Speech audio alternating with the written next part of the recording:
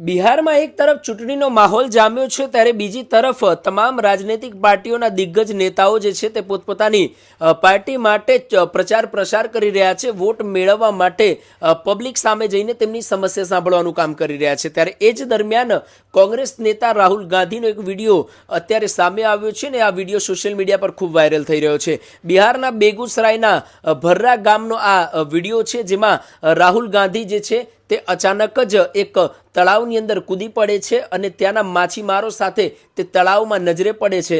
માછીમારો સાથે માછલી પકડવાનું કામ કરે છે અને માછલી પકડવાની ટ્રેનિંગ પણ લેતા હોય તે પ્રકારનો આ વિડીયોમાં તમામ દ્રશ્યો જે છે તે કેદ થયા છે।